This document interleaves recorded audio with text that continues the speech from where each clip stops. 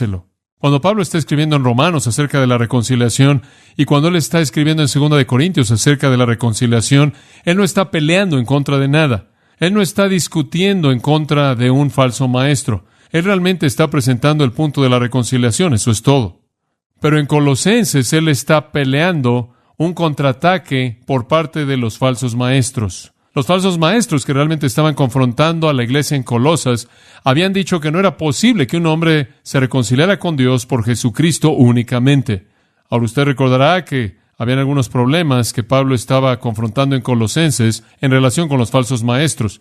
Y los falsos maestros que habían traído los problemas en Colosas habían enseñado que hubo una serie de espíritus que emanaron descendiendo de Dios y que Dios en cierta manera produjo un espíritu que emanó y después otro y otro y otro vino y después otro y simplemente fueron bajando y Cristo fue uno de esos espíritus emanando que descendieron. Fueron buenos al principio y después en algún punto a lo largo del proceso comenzaron a volverse menos buenos y menos buenos y menos buenos y después malos y después peor y peor y peor. Y hasta abajo en algún punto está alguien como Satanás. Y que para que un hombre ascendiera a Dios, él tenía que ascender por esa escalera de espíritus. Ninguno de esos espíritus podía cumplir con el trabajo. Ninguno de esos eones, ninguno de esos espíritus que emanaron, ninguno de esos seres angelicales, por así decirlo, eran suficientes para reconciliar al hombre con Dios. El hombre tendría que ascender por la escalera de muchos de esos para alcanzar a Dios. Y el punto que Pablo está presentando aquí es que hay reconciliación total y absoluta y completa mediante aquel que es Jesucristo. Esa es la razón por la que él usa una palabra mucho más intensa. Entonces Pablo está mostrando que Cristo es Dios en los versículos 15 al 19, y él cierra esa sección porque en él habita corporalmente toda la plenitud de la deidad. Porque eso le agradó al Padre. Él es Dios, él no es un espíritu, y él puede solo y sin ninguna otra ayuda de nadie más reconciliar a los hombres con Dios.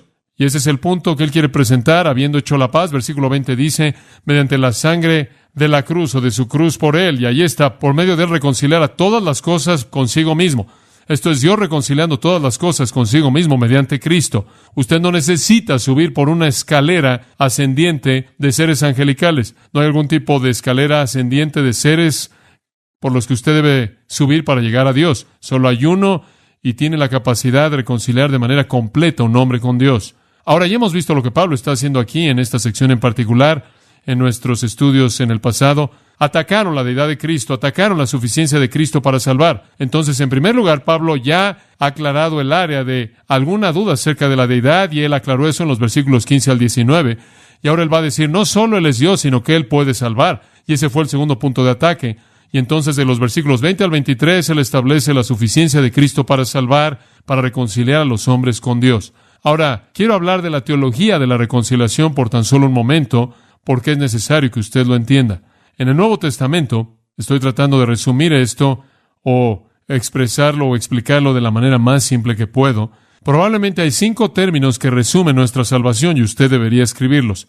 5 términos que resumen nuestra salvación. Y usted puede hablar de estos 5 términos de diferentes maneras a lo largo del Nuevo Testamento. Son ilustrados y aclarados muchas veces. 5 términos, aquí están, y voy a repasarlos, entonces no debe preocuparse por escribirlos a la vez. Justificación, redención, perdón, reconciliación y adopción. Muy bien, veamos el primero. El primer término que es usado para resumir nuestra salvación es el término justificación. En la justificación, y únicamente lo voy a decir de manera breve, así que escuche, en la justificación el pecador está delante de Dios como el acusado y es declarado justo. En la justificación el pecador está delante de Dios como el acusado y es declarado justo. El segundo término es redención. En la redención, el pecador está delante de Dios como un esclavo y se le concede libertad mediante un rescate, el pago de un rescate. En la redención, el pecador está delante de Dios como el esclavo y se le concede libertad mediante el pago de un rescate. El tercer término que resume nuestra salvación es perdón. En el perdón, el pecador está delante de Dios como un deudor y la deuda, habiendo sido pagada, es olvidada. En el perdón, el pecador está delante de Dios como un deudor y la deuda, habiendo sido pagada, es olvidada. Cuarto, es la reconciliación. Y esto es hermoso. En la reconciliación, El pecador está delante de Dios como un enemigo y se convierte en un amigo. Se hace la paz con Dios. En la reconciliación, el pecador está delante de Dios como un enemigo y es llevado a la paz como un amigo. En quinto lugar, el término adopción resume nuestra salvación. En la adopción, me encanta esto, el pecador está delante de Dios como un extraño y es hecho un hijo. El pecador está delante de Dios como un extraño y es hecho un hijo. Piénselo. Estuvimos delante de Dios como los acusados y Él nos declaró justos. Estuvimos delante de Dios como esclavos y Él nos concedió libertad. Estuvimos delante de Dios como deudores y Él olvidó nuestra deuda. Estuvimos delante de Dios como un enemigo y Él nos hizo un amigo. Estuvimos delante de Dios como un extraño y nos llamó un hijo. Ahora, eso lo resume. Eso resume la salvación. Ahora, permítame regresar a esto. Voy a repasar esos términos de nuevo de una manera diferente. Escuche, el perdón trata con el fruto. La redención trata con la raíz. ¿Sabe usted lo que quiero decir con eso? El perdón trata con los pecados de nuestras vidas. Él los perdona. La redención trata con la raíz, la condición de nuestra naturaleza. Como esclavos al pecado, Él nos libera. Ya no somos esclavos al pecado. El perdón trata con el fruto. La redención trata con la raíz. Ahora, la reconciliación trata con nuestra condición. Y la adopción trata con nuestra posición. La reconciliación trata con nuestra condición. Nos volvemos sus amigos, experimentamos comunión. La adopción trata con nuestra posición. Nos volvemos herederos y coherederos. Ahora escuche. El perdón trata con el fruto, la redención con la raíz, la reconciliación trata con nuestra condición, la adopción trata con nuestra posición, y todo esto expresa la justificación. Ahora acaba usted de recibir una clase de soteriología en 3 minutos, y usted ni siquiera lo supo. Entonces, como puede ver, cuando usted es salvo, todo fue cubierto, fruto y raíz, condición y posición. Todo ha sido cubierto. Y lo llama usted a todo esto justificación. Es maravilloso, ¿no es cierto? Sisindorf dijo, y estoy de acuerdo, nadie es más santo que un pecador que ha recibido gracia. Fruto y raíz, condición y posición. Nadie es más santo que un pecador que ha recibido gracia. Ahora, a partir de esos 5 términos gloriosos, vamos a escoger uno. Podríamos escoger los 5 y estudiarlos. Vamos a escoger uno porque está en el texto, reconciliación. Y vamos a hacerlo el tema porque Pablo lo hace el tema aquí. Y aunque la sección es breve, hombre, él lo cubre bien. Él nos da 4 aspectos de la reconciliación. 4 aspectos de la reconciliación. El plan de reconciliación, los medios de la reconciliación, el objetivo de la reconciliación y la evidencia de la reconciliación. El plan, el medio, el objetivo y la evidencia. Esto es emocionante porque es como la canción Me encanta contar la historia. No importa cuántas veces la ha contado usted antes. Y la canción que dice, cuéntame la antigua historia. Simplemente es la reiteración de lo que significa ser salvo, ser reconciliado con Dios. El plan, el medio, el objetivo, la evidencia. Veamos el plan. Y en cierta manera vamos a estar saltando por el texto aquí, no necesariamente seguirlo de manera cronológica. E incidentalmente, algo del texto en el griego está invertido. Algunas de las formas griegas del versículo son diferentes que en inglés. Las palabras son las mismas y la traducción básicamente es la misma, pero algunas de las frases han sido cambiadas también en español, entonces simplemente vamos a estar brincando para tener el panorama en su totalidad. Número 1, el plan de la reconciliación aparece en el versículo 20, y habiendo hecho paz mediante la sangre de su cruz, por él, escuche esto, reconciliar todas las cosas consigo mismo. Digo, sean cosas en la tierra o cosas en los cielos. Y a vosotros también que erais en otro tiempo extraños y enemigos en vuestra mente, haciendo malas obras, ahora os ha reconciliado. Ahora ahí usted tiene el plan básico de la reconciliación y la frase clave es esta: reconciliar consigo todas las cosas. Y notará después de la frase la palabra por él, y notará antes de la frase la palabra por él, y el por él es referencia a Cristo y consigo mismo a Dios. Dios reconcilia todas las cosas consigo mismo por Cristo. Explicaremos eso. Ahora, quiero que vea que ese es un tema grande. Reconciliar todas las cosas, espanta todas las cosas consigo mismo. Ahora, no podemos explorar todo esto. Digo, eso sería tan vasto. Pero en cierta manera vamos a escoger una verdad primordial. Regresemos. Dios hizo todo bueno, ¿verdad? Dios creó y lo vio y dijo, es bueno. Lo hizo todo bueno. Lo hizo para su placer. Y Él poseyó todo y Él era dueño de todo. Y no estaba separado y el hombre y la mujer caminaban en el huerto al aire del día y caminaban en la presencia del Señor. Todo era muy bueno. Pero el pecado entró y el mundo se rebeló y el universo fue maldecido y separado de Dios.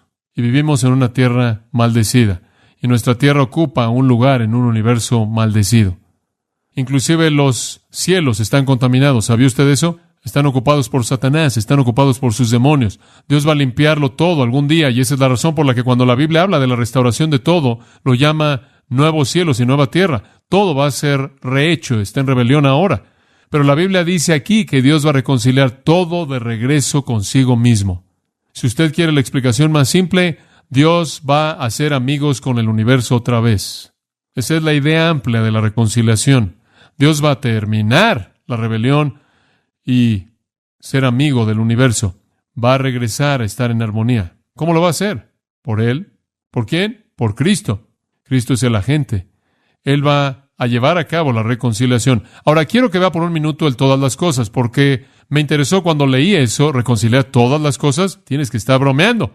¿Quieres decir que todo va a regresar a Dios? Es correcto. Y todo ello por Cristo. Un universo totalmente redimido. Fantástico. Escucha Romanos 8:19. Ayuda a esto porque nos ayuda a ver de qué está hablando. Porque el anhelo ardiente de la creación espera la manifestación de los hijos de Dios. ¿Sabía usted que todo el universo está esperando que nosotros seamos glorificados porque van a beneficiarse de esto? La creación fue sujeta a vanidad. En otras palabras, el mundo creado, plantas, animales y demás. El mundo creado fue sujeto a vanidad, no por su propia voluntad. Ciertamente no fue la culpa de ningún animal, simplemente fue el hombre que cayó y echó a perder todo, y fue Satanás quien cayó y echó a perder todo, y el mundo creado fuera del hombre y los ángeles no tuvieron nada que ver con él. Fueron hechos sujetos a la maldición, no por su propia voluntad, pero están esperando, porque la creación, versículo 21 dice, también será libertad de la esclavitud a corrupción a la libertad gloriosa de los hijos de Dios. Cuando demos el giro y nos reconciliemos y la creación entera va a estar con nosotros y la maldición de la tierra será detenida y estará la libertad gloriosa de los hijos de Dios extendiéndose al hecho de que la tierra misma y los cielos que nos rodean y sus planetas que lo ocupan, todos serán liberados de la esclavitud, de la corrupción y la putrefacción que sufren todos. ¿Y sabe usted que nuestro universo está desgastándose? ¿Y sabe usted que es energía que se está disipando? El Sol es energía que está disipándose. Todos los planetas son energía que están disipándose. Todas las estrellas, debido a la ley de la entropía que está en operación en el universo entero, debido a la maldición. Y el versículo 22, la creación entera está gimiendo y está teniendo dolores de parto hasta ahora. Están esperando para que sean restaurados. Están esperando ser reconciliados con Dios para conocer el tipo de existencia eterna con ninguna pérdida de energía que ellos conocieron antes de la caída. En Efesios 1:10 dice que en los siglos venideros, la dispensación de la plenitud del tiempo, Él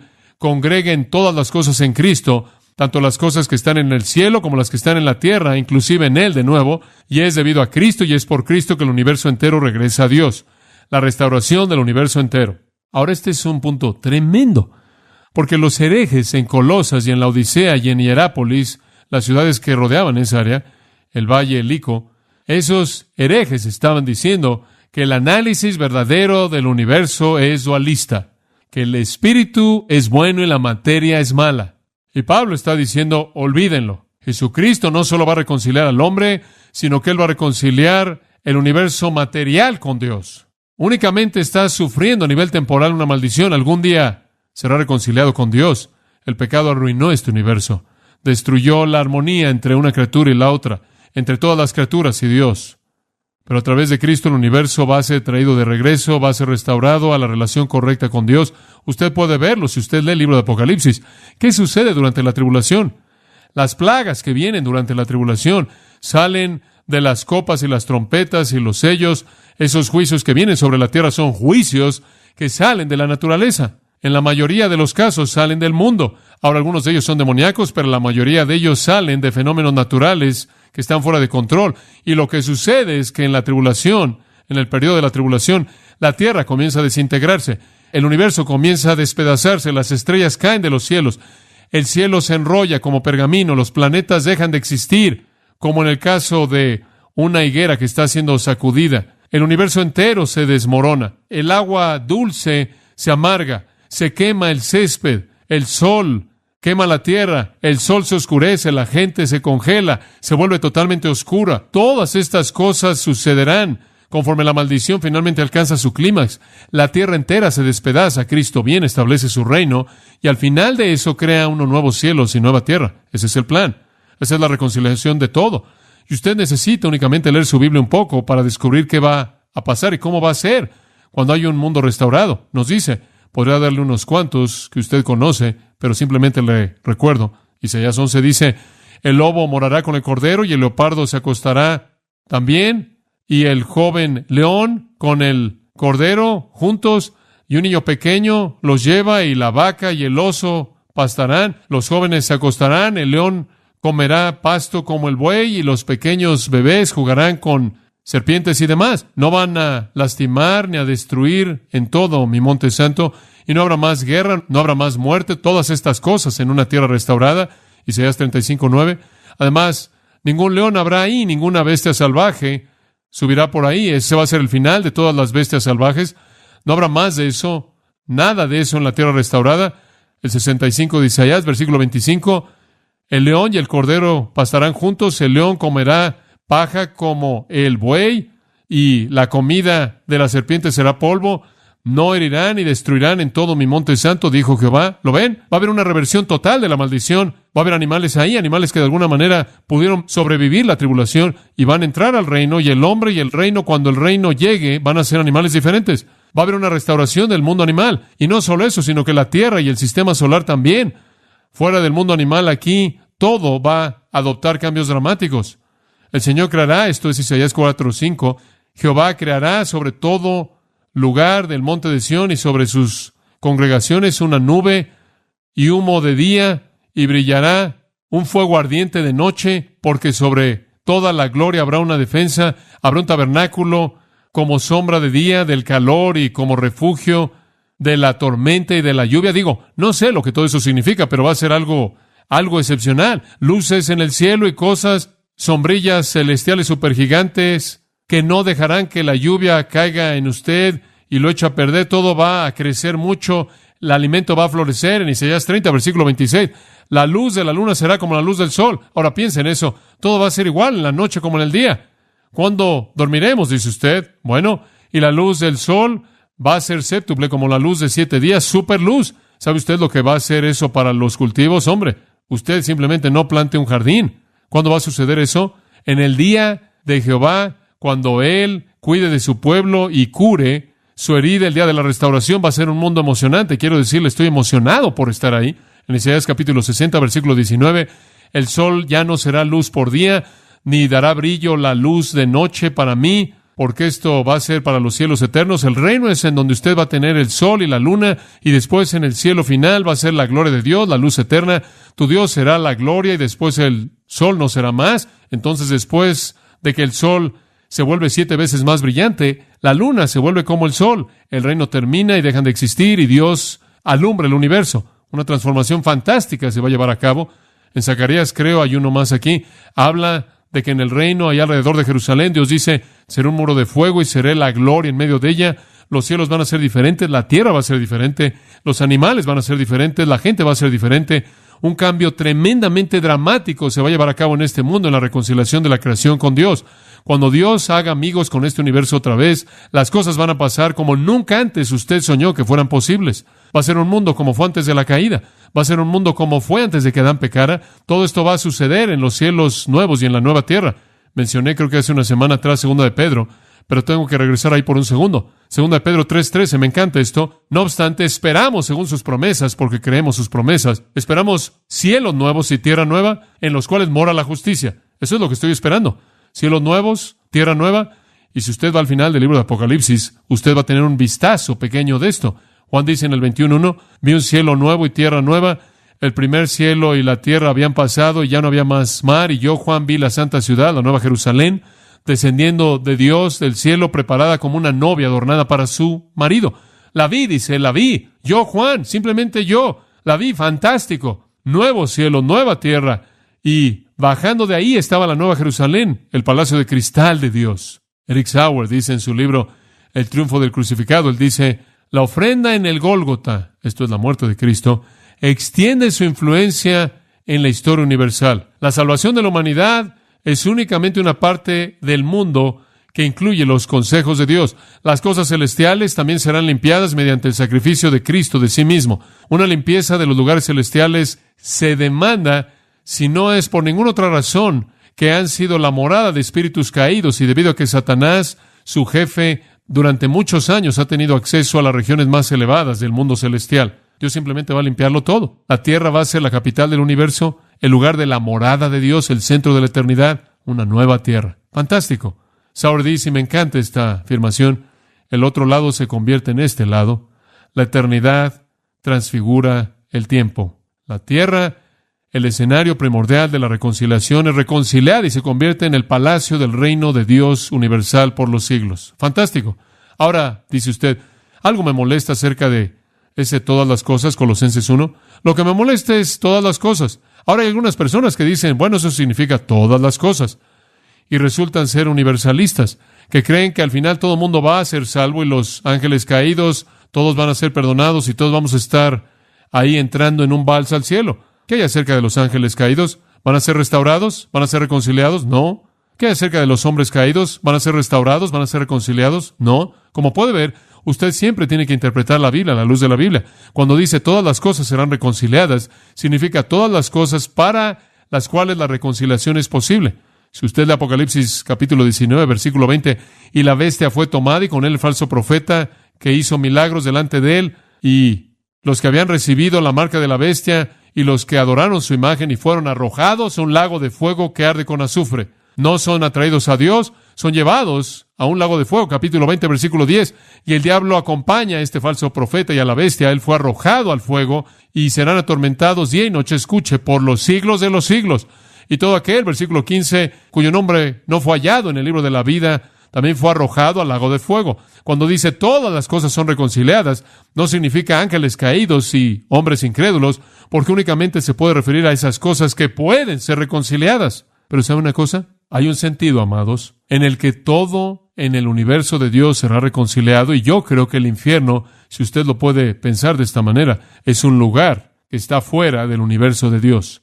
Pero todo lo que está en su reino se reconcilia con Él. Los seres malos son despojados de su poder, son sujetados mediante el acto de reconciliación de Cristo. El acto de reconciliación de Cristo, Colosenses 2:15 dice que Él despojó a los principados y a las potestades en la cruz. Dice en Romanos 16:20, y el Dios de paz aplastará a Satanás bajo vuestros pies. Los ángeles buenos, los hombres redimidos, se someterán con gozo al gobierno de Dios. Los ángeles malos y los hombres malos serán expulsados de la esfera de su gobierno, despojados de su poder. Entonces la reconciliación afecta a todo. Mundo físico, ángeles santos, hombres santos, inclusive afectará a los ángeles malos y a los hombres malos. Y doblarán la rodilla, créanme, doblarán la rodilla a Dios, ¿no es cierto? No con gusto, menospreciándolo, no obstante lo tendrán que hacer. Y en 2 Corintios capítulo 5, versículo 19 dice esto, que Dios, escucha esto, estaba en Cristo reconciliando al mundo consigo mismo. Ahora observa el versículo 21. Y Él deja de hablar de manera general y Él se vuelve muy específico y Él comienza, y a vosotros, y Él quiere mostrarnos algo de sangre y carne, gente reconciliada, para que Él pueda en cierta manera tener un pulso del plan. Y a vosotros también, que erais en otro tiempo extraños y enemigos en vuestra mente, haciendo malas obras, ahora os ha reconciliado. ¿Quieres saber cómo va a ser? Véase a usted mismo. Él lo reconcilió usted consigo mismo.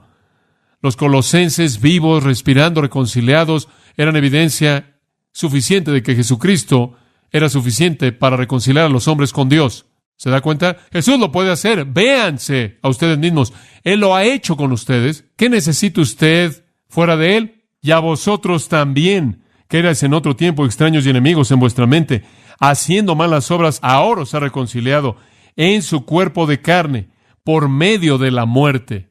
¿Necesita usted otro eón? ¿Necesita usted a otro espíritu angelical? ¿Necesita subir por alguna escalera de emanaciones de regreso a Dios? No. Ustedes son prueba viviente que respira, que Cristo es suficiente para reconciliar a los hombres con Dios, y eso es esencialmente lo que Él va a hacer algún día cuando Él reconcilie al universo entero. Ahora veamos lo que nos dice en el versículo 21 acerca de la reconciliación. Y a vosotros también que erais en otro tiempo extraños. ¿Sabe usted? Antes de que viniéramos a Jesucristo, éramos extraños.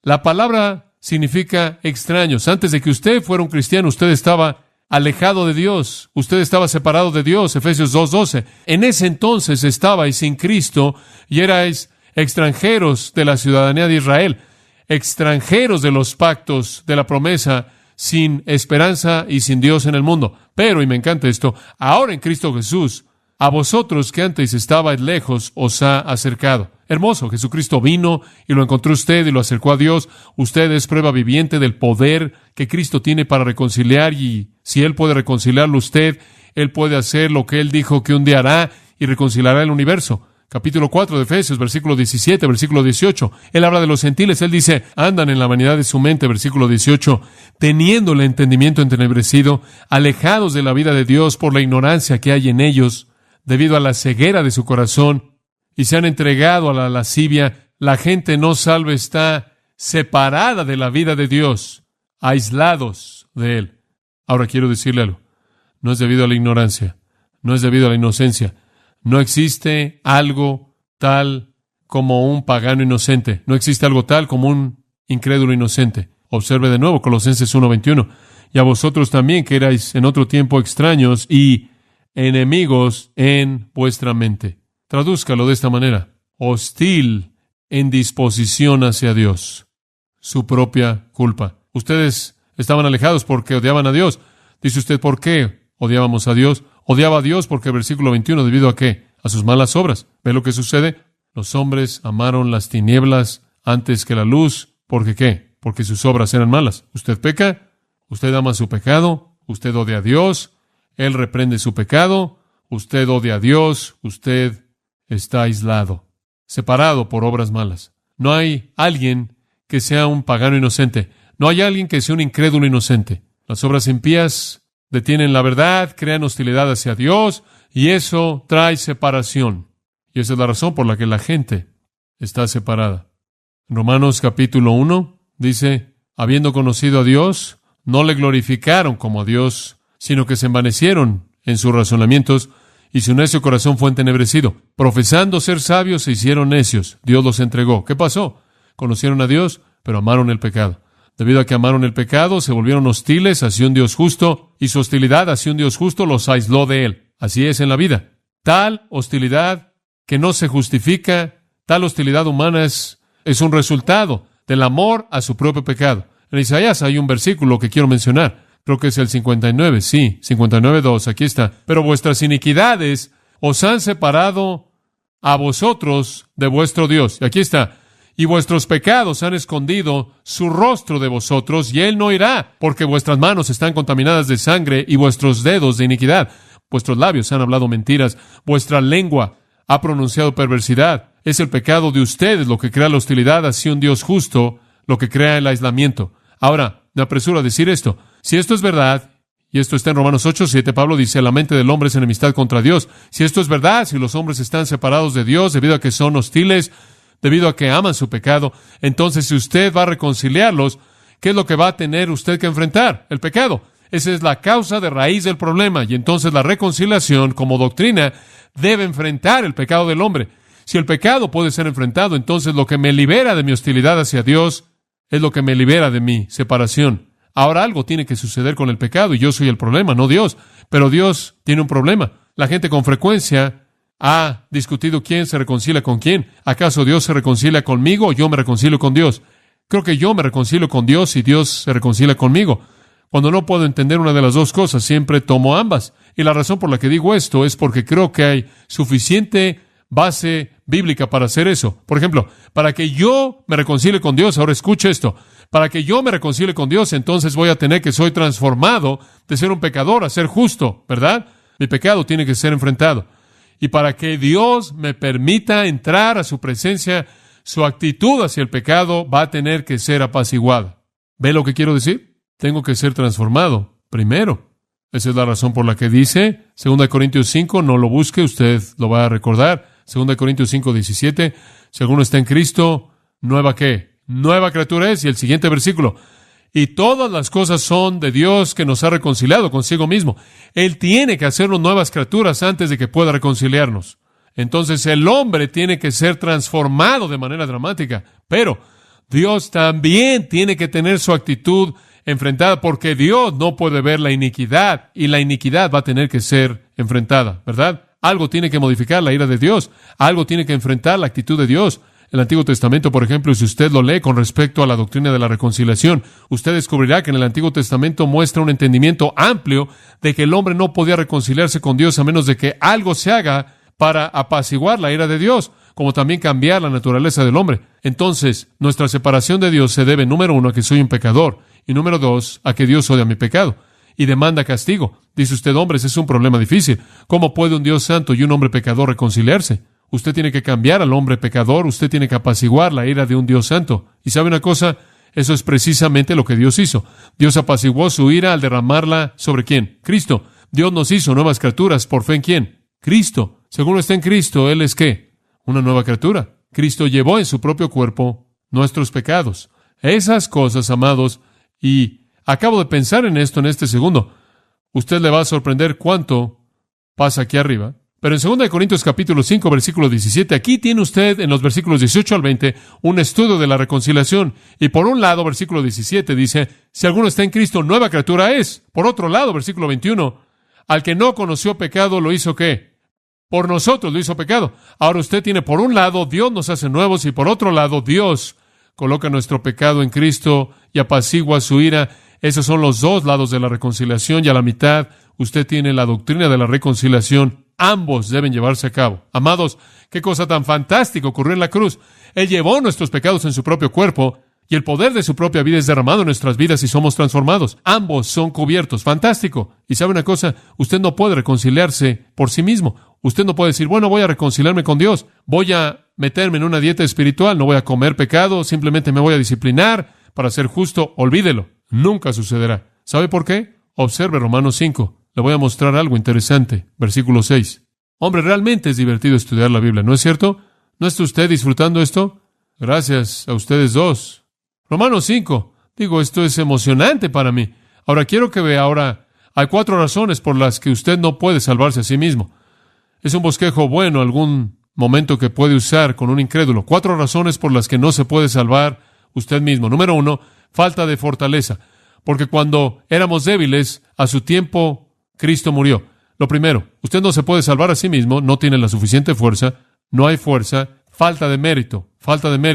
Cuando éramos débiles, a su debido tiempo, Cristo murió. ¿Por quién? Por los impíos. ¿Sabe lo que usted es? Usted es un impío. Usted no se puede salvar a sí mismo, usted no es lo suficientemente bueno. Muy bien, versículo 7.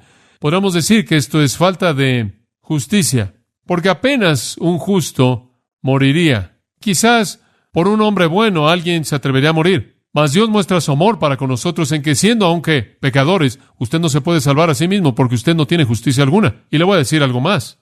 Usted no se puede salvar a sí mismo porque usted ni siquiera puede entrar a la presencia de Dios por usted mismo. Usted es un enemigo. Versículo 10. Porque si siendo aún enemigos, fuimos reconciliados con Dios por la muerte de su Hijo. 4 razones por las que no se puede salvar a sí mismo. Falta de fuerza, falta de mérito, falta de justicia, falta de amistad con Dios. Usted ni siquiera puede entrar a su presencia. Ahora, si usted va a reconciliarse con Él, usted va a tener que, versículo 10, cuando éramos enemigos, fuimos reconciliados con Dios. Fue por la muerte de su Hijo. Ahora eso nos lleva al punto 2 en el bosquejo. Los medios de la reconciliación. Esto es realmente rico. Los medios. Versículo 20 de nuevo, de Colosenses 1. Aquí están los medios. Escuchen, aquí venimos. Haciendo la paz mediante la sangre de su cruz. ¿Cómo es que Cristo tomó al hombre y a Dios, que eran enemigos, e hizo la paz entre ellos? Él hizo paz entre el hombre y Dios a través de la sangre de su cruz. Ahora vaya al final del versículo 22, lo dice de otra manera. En el cuerpo de su carne mediante la muerte. Deténgase ahí. 2 frases. Número 1, la sangre de su cruz. Número 2, el cuerpo de su carne mediante la muerte. Estas 2 frases nos muestran cómo es que Dios enfrentó el pecado. En primer lugar, mediante la sangre de su cruz. Sangre es la metáfora para sacrificio. Es su muerte por el pecado lo que nos salva. Pedro inclusive dice que fuimos redimidos con la sangre preciosa. Pero lo que él está diciendo es, en un sentido metafórico, la sangre es el símbolo del sacrificio de Cristo. La razón por la que la Biblia habla acerca de la sangre de Cristo es porque eso conecta la muerte de Cristo con el sistema sacrificial entero del Antiguo Testamento y dice que Él es el sacrificio final. ¿Lo ve? Él murió una muerte violenta. Y sangre habla de muerte violenta como una metáfora hebrea. Pero inclusive más que eso, habla de la muerte de un sacrificio. La sangre fue colocada en el dintel y en el marco. La sangre fue rociada, pero fue la muerte lo que era la expiación. La sangre fue el símbolo de la violencia de esa muerte. Y todos esos sacrificios estaban diciendo, cuando el sacrificio final venga, Él morirá una muerte violenta. Y no fue la muerte violenta como un animal que desangró hasta morirse. Un animal simplemente desangraba hasta morirse. Jesús no se desangró hasta morir, sino que fue la muerte violenta del que llevaba el pecado. Eso es importante. En Hebreos 13, versículo 11, los cuerpos de esos animales cuya sangre es metida al santuario por el sumo sacerdote, por el pecado, son quemados afuera del campamento. Por lo tanto, Jesús también, para que Él pudiera santificar a su pueblo con su propia sangre, sufrió afuera de la puerta. Y aquí muestra la violencia de su muerte y la comparación sacrificial, como los sacrificios estaban derramando sangre para que Cristo viniera y derramara sangre. No que el derramamiento de sangre es algo que salva literalmente, sino eso conecta su muerte con los sacrificios del Antiguo Testamento. Ahora, todas las ofrendas por el pecado en el Antiguo Testamento derramaban sangre. Así es como se mataba a esos animales de manera violenta. Y los animales eran retratos del sacrificio final venidero de Cristo, quien moriría una muerte violenta por el pecado. Ese fue el plan de Dios. El pecado debía ser pagado por la muerte. El precio del rescate debía ser sangres, muerte sacrificial. Y la razón, simplemente quiero que quede claro, la razón por la que habla con tanta frecuencia en el Nuevo Testamento de la sangre de Cristo, esto es, de que la sangre de Cristo es derramada, no es para decirnos que Jesús se desangró hasta morir. Él no se desangró hasta morir. ¿Sabe cómo murió Él? Él quiso morir. Nunca olvide eso. Él dijo, ninguno me quita la vida. ¿Yo qué? Yo la pongo por mí mismo. Y escúcheme, cuando ese soldado vino y perforó el costado de Jesús, ¿qué salió? Sangre y agua. La sangre todavía estaba en su cuerpo mucho tiempo después de que Él había muerto. Él no se desangró hasta morir. Y el punto que creo que la Biblia está presentando aquí es que Jesús nunca se desangró hasta morir como una víctima, sino que Él murió porque Él quiso morir. Padre, que en tus manos encomiendo mi espíritu. Él murió como el cumplimiento del sacrificio del Antiguo Testamento, y esa es la razón por la que habla de su sangre. Y por favor, no estoy aquí entrando al liberalismo, no estoy negando la sangre preciada de Cristo. Y digo eso de manera seria. Yo sé que cuando usted habla de algo, de lo que usted debe hablar, y algo que es muy sentimental para nosotros, simplemente quiero que entienda lo que eso significa. Su sangre únicamente nos salva en el sentido de su muerte, de que su muerte fue la muerte sacrificial del Cordero final. Y si usted quiere saber algo, Él nunca perdió su sangre, la mayor parte de su sangre. Aparentemente parte de su sangre salió por esas heridas, y esas se habrían sellado rápidamente con los clavos ahí. La mayor parte de su sangre permaneció en su cuerpo por lo menos media hora y quizás mucho tiempo después de su muerte, y fue su muerte lo que era lo importante. Y como dije, la sangre únicamente lo conecta con el sacrificio del Antiguo Testamento, y entonces cuando llegamos al versículo 22 leemos esto: en la sangre de su carne mediante la muerte. Y esta es una afirmación exacta.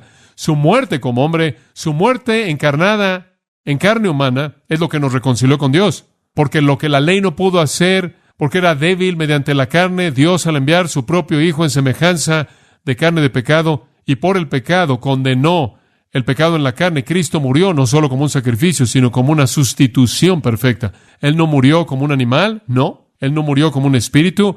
Él murió como un hombre por hombres. Como puede ver, eso es lo que el versículo 22 significa. Él murió como un sacrificio en el versículo 20. Él murió como una sustitución en el versículo 22.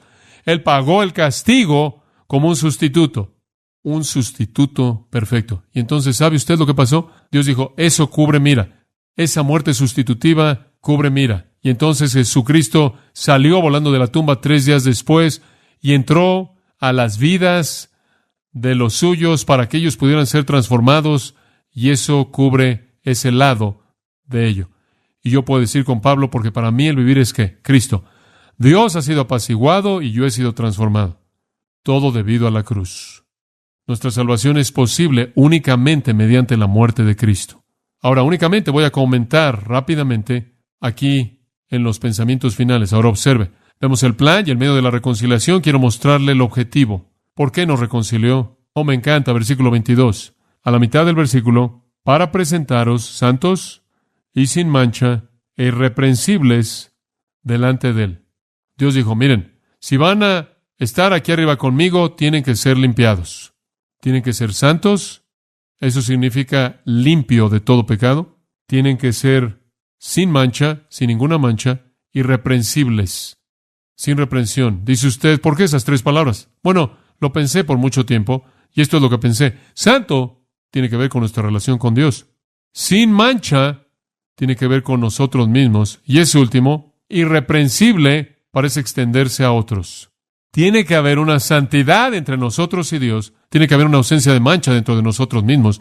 Tenemos que ser irreprensibles, por así decirlo, en términos de otros, porque ¿quién es el que siempre está en el trono de Dios acusándonos? Satanás. ¿Y sabe una cosa? Cuando usted cree en Jesucristo instantáneamente, en ese momento, usted se vuelve santo sin mancha, irreprensible a sus ojos. Ahora, esa pequeña frase al final, mucha atención, debemos ver esta. No salga de aquí y diga, acabo de ser salvo y quiero que me conozca, soy santo, sin mancha, irreprensible. Usted es santo, sin mancha, irreprensible. ¿Cuál es el resto del versículo? Delante de Él. No lo olvide, en realidad usted tiene algunos problemas. Pero, como puede ver, ¿a quién ve Dios en usted? A sus ojos, usted está ¿en quién? Usted está en Cristo. Entonces Él lo ve a usted en Cristo. Entonces, a sus ojos, usted es santo, sin mancha, irreprensible. Y esa es la razón por la que Él dice, ahora pues ninguna condenación hay, Romanos 8:1.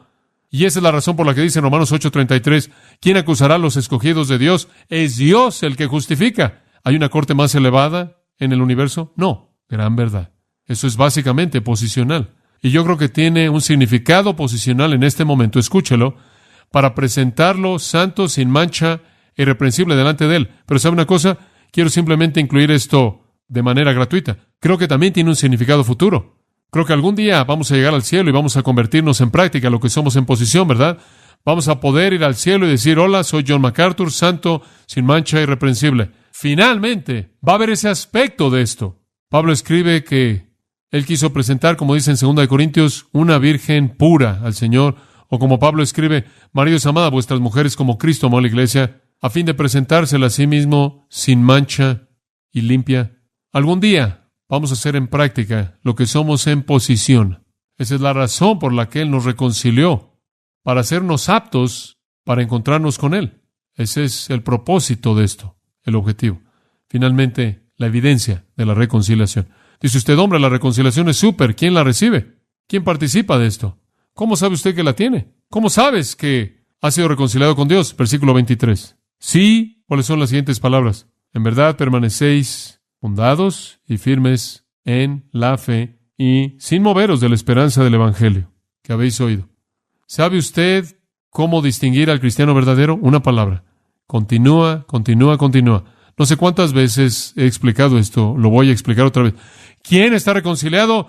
Los que continúan. En Lucas capítulo 8, versículo 13, tenemos la parábola. La semilla cayó sobre la roca. Son los que cuando oyen la palabra, reciben la palabra con gozo y no tienen raíz. Por un tiempo creen y en el tiempo de la prueba, ¿qué? Se alejan. ¿Sabe una cosa? Nunca fueron salvos. Los verdaderos cristianos, ¿qué? Continuarán. Continuarán. No lo olvide. Continuarán, continuarán. Jesús lo dijo. En Juan 8:30, muchos creyeron en su